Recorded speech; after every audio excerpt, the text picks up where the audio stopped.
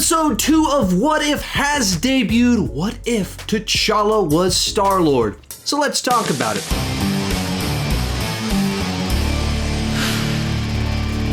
Hi, my name is Sean, and I love to talk about movies and TV way too much. With that in mind, go ahead and join me down below in the comment section. Share your take on episode 2 of What If. This is a spoiler review, so spoil away down below in the comment section. No need for warnings, and if you haven't watched the episode yet, you have been warned. The way these spoiler reviews work, at the first part, I give kind of my general overall review and thoughts on the episode, and then I do kind of a walkthrough breakdown of specific plot points, my thoughts on each thing that happened. You can skip ahead to whatever you're interested in down below at the chapter markers, and let's get started. And let's get started with my general thoughts on the episode. And for me, I thought this was an overall better episode than the first. Now, if you watched my review of last week, I enjoyed the first episode, but because they were trying to follow the plotline of Captain America: The First Avenger, but different, they're trying to take like 2 hours and squish it into 30 minutes. And so it's just moving at such a breakneck speed, trying to put all these scenes, plot lines, Easter eggs, and new stuff in there that it just moved too quickly. With this one, it starts off with a familiar scene and then tells its own new story that fits into 30 minutes better. So the pacing felt right. It could explore and change some things without feeling necessarily as forced or like it's trying to do things that don't necessarily fit into the story that they're borrowing from, because they're telling their own new story. And just inherently, I think that gives them more freedom, as well as it makes it easier to fit within the parameters of a 30-minute show. Beyond that, I just appreciated the idea of the fact that two different people were taken and then there is this 20-year gap would lead to very different outcomes. That Peter Jason Quill and T'Challa, and the first 10 years of their life or whatever, sets them up for very different lives. They have different personalities, different inherent skill sets, and T'Challa was coming from royalty, raised to lead, to think about the people, and that's just not the upbringing that Peter Jason Quill had, in which case that's creates a very different influence on the people around him. And that was just fun. Especially as they start doing some of the bigger and bolder choices. I think the boldest choice here was to make Thanos a member of the Ravagers. This kind of the butt into some jokes here, because he had this crazy plan that, we got to see. But in that world, they're like, dude, that's just genocide. And I think it worked. If you're going to do a what if scenario, really play it out. Really allow for different people to change other people. And build off this premise of there's moments in our lives where it can go such wildly different directions. And if you slap T'Challa into a moment versus Peter Jason Quill, it just goes off on such large differences. And so I just liked a lot of those little touches. And then they found a way to even have, this emotional journey about T'Challa and why would he stay in space and not go back home, that's true to who Yondu is, and the sort of way that he interacts with the people around him and the lies that he tells, even though he does kind of care about people. He cares about them in his own way. I think all of that worked, and so it led to a real nice payoff. So when you put it all together, I think it's got more humor. It fits 30 minutes better. It still had some emotional punch, and it has a bunch of interesting what-if scenarios that brings in all these familiar faces in new and different ways, as well as finding a way to put Howard the Duck in there. So as long as you got Howard the Duck in the mix, we're good. From there, let's kind of walk through some of the specifics of the episode. So it kicks off with the classic sequence where Star-Lord is off to try and get an Infinity Stone, and then Ronan's men show up right behind him to try and stop him in the process. They too want the Infinity Stone. Except as Star-Lord delivers his infamous line where he's about to say, "I'm Star-Lord," and then other guy goes, "Ooh." Here, when Star-Lord turns around, mask comes off, he's about to say Star-Lord, and instead, the guy who just had no clue who Peter Jason Quill was, turns out to be T'Challa's biggest fan and is just so excited to see him. He's so excited to fight with him. And apparently he absolutely lives up to his reputation. And in this version of things, Star-Lord is basically Robin Hood. I mean, the episode pretty overtly states that. But he's Robin, robbed from the rich to give to the poor. And so he's a member of these Ravagers that they are outlaws and bandits, but he's convinced them to use that to help people. And therefore, all across the galaxy, people love him. And I think if you're going to take T'Challa, that kind of makes sense with the way we've seen him used in the MCU previously, his character, his concern for others, and then you mix him up with these pirate outlaws in space. That feels like that fits nicely. And then just kind of the nature of his personality and inherent leadership skills sways all of these people in his direction. That is just an interesting twist of like, I went into the episode expecting like, yeah, it's going to be, Guardians of the Galaxy, except, with a different guy in the lead, so it plays out. But no, it's not that. This is not Guardians of the Galaxy. This is Robin Hood in space on an adventure to try and get an item to save a bunch of people so that they won't starve anymore.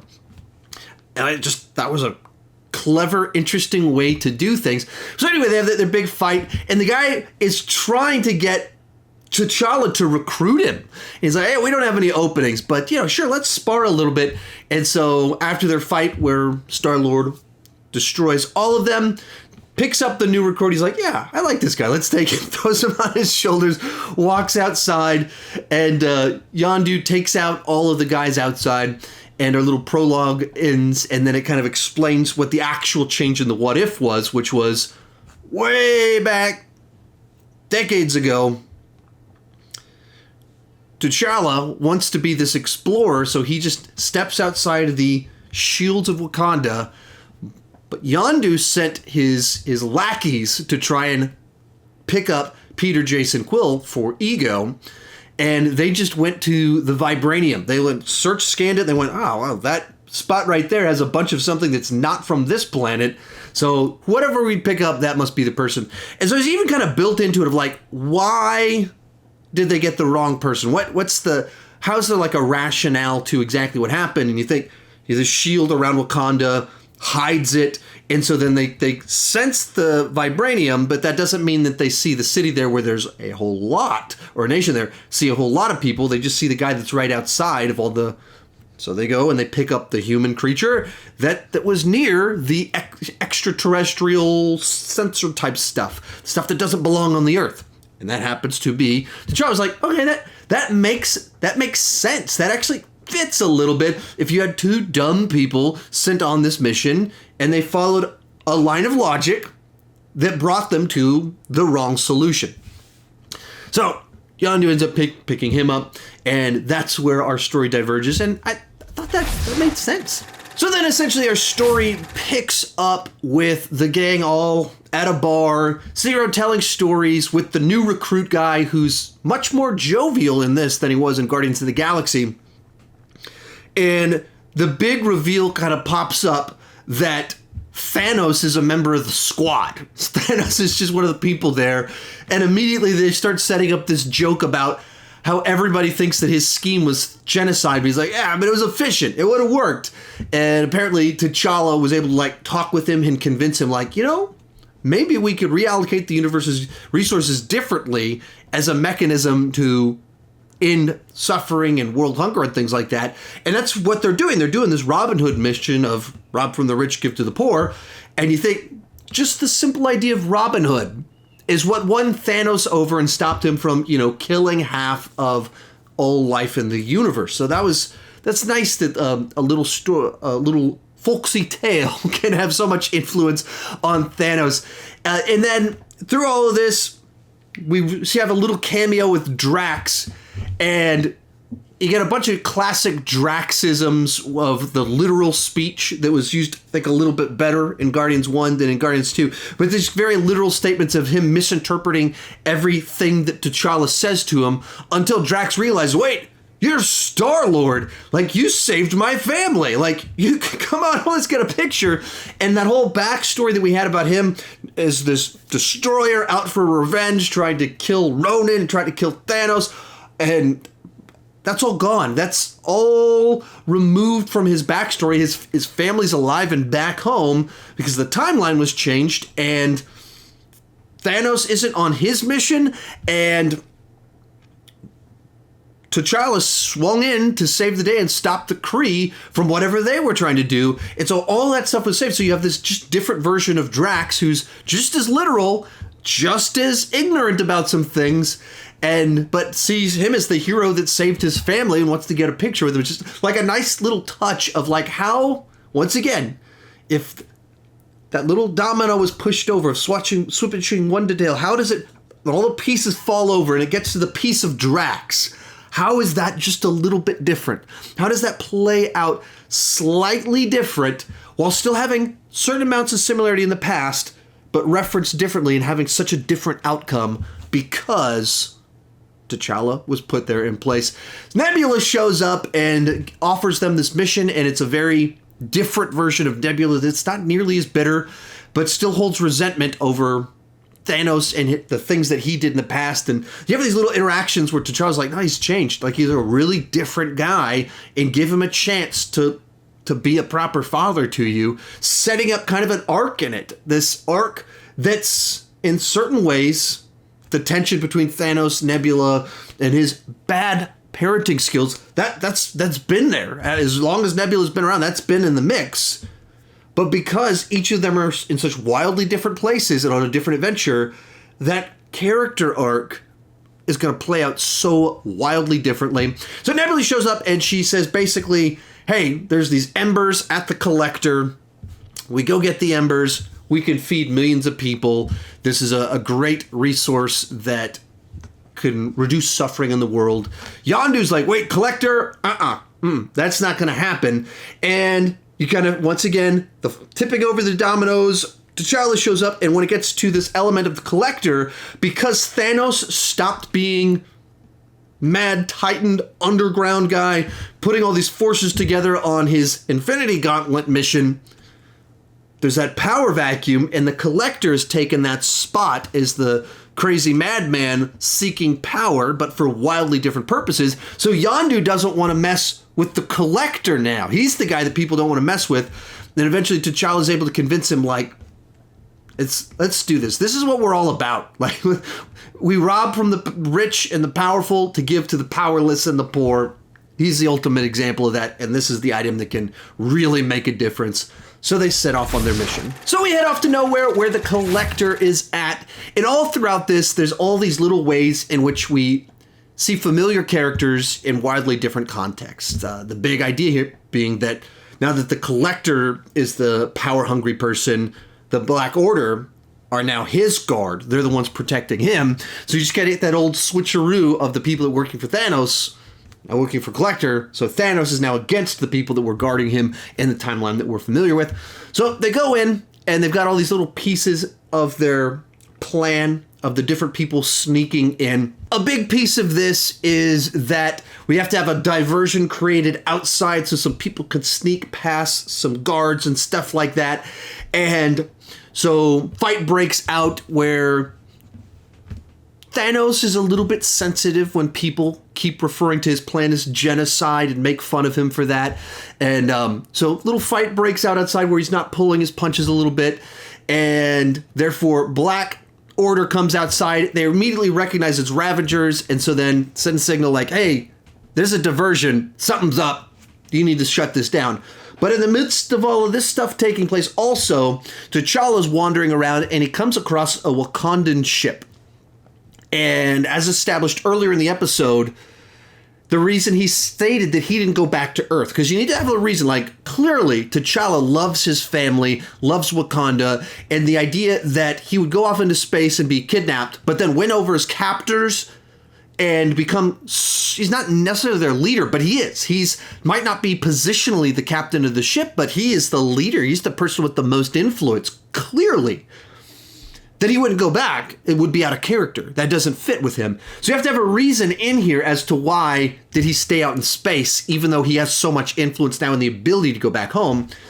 As you have this moment where they set up just perfectly just a couple of lines of dialogue of before T'Challa's taken. His father tells him about the dangers of the world, man's inhumanity to man. Why is Wakanda kind of hidden behind this shield? And it's just the cruelty, the violence that fits somewhat with what, we saw it of Wakanda and T'Chaka's worldview earlier in the MCU. And then, so that's in his mind. The Earth goes to war a lot.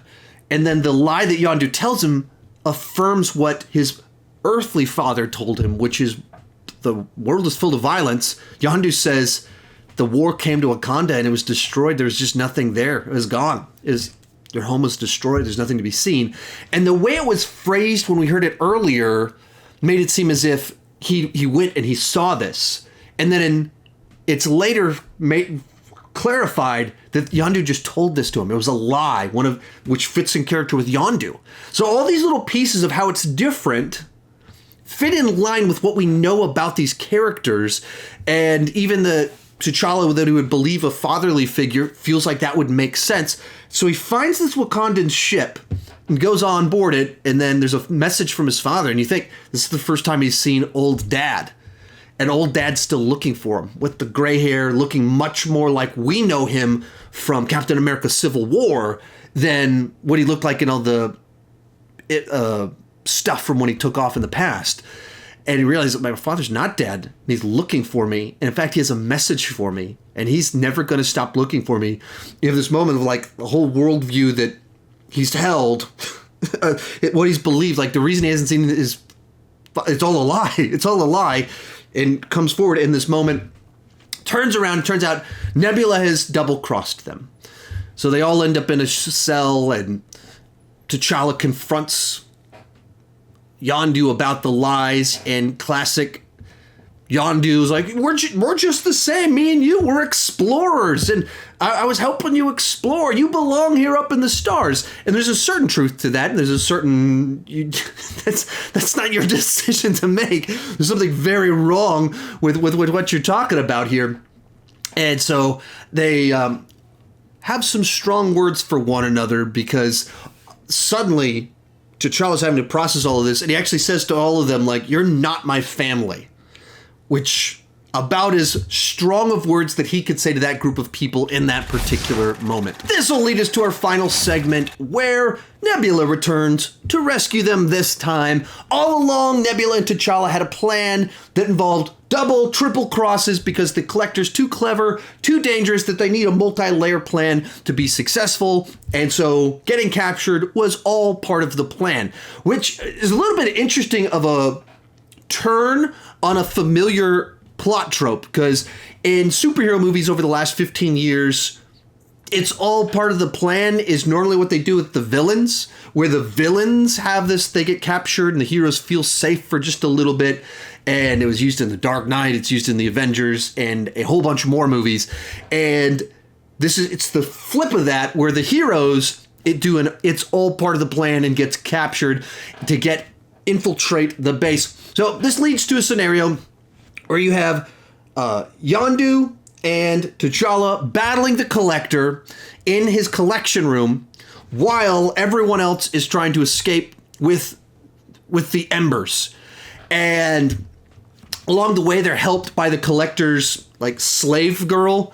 And there's like this just simple line where T'Challa says, sometimes there's men that always want to put other men in cages, which just in her mind, wait, this guy thinks I should be free, and therefore she decides to help them all along the way, and switches sides in the middle of it, just because that simple line of dialogue, that the way that T'Challa is able to win people over to his cause, even with just the right phrase at the right time to the right person. So anyway, that happens in there. But we have this final battle, and in the Collector's collection, you see all of these classic artifacts from the MCU up to this point in time. Even if you look in his tubes that he has, you see dark elves and all these little Easter eggs from stories that we've seen. But now that the story's playing out differently, this character that we know that likes to collect things has collected all these characters, all these items from the stories that we have seen, which is just a nice little touch. A lot of nice little Easter eggs in there.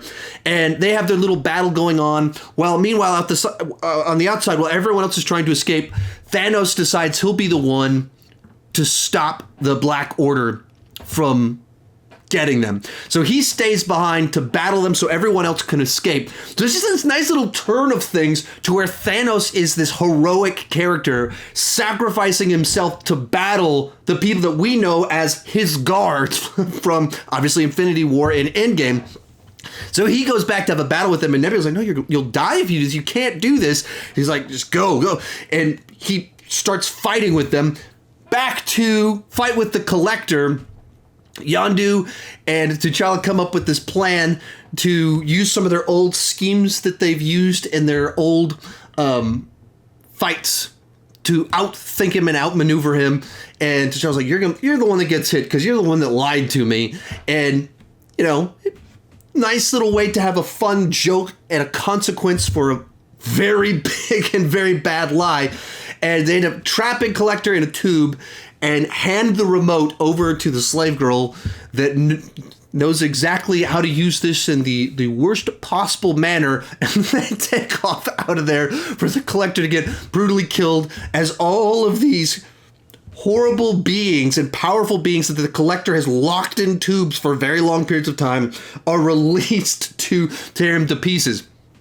Then we see Thanos getting beat up by the Black Order, and he's landed a ton of blows, but these are obviously very powerful creatures, and he doesn't have his magic glove giving him a bunch of extra cool powers. So as he's fighting them off, Nebula shows up in the background to help him out, uses just a couple embers in the mouth of one of these creatures, and he explodes into a plant. They take off running out of there, and everybody makes it onto the ship and escapes just in the nick of time. And they kind of head off in a couple of different directions, actually. Kind of leads to a moment where they're processing, like, okay, so what do you want to do now? What do I want, like, T'Challa's processing, like, this is the home I've known, but then there's the home back home that I need to help, I need to see my family.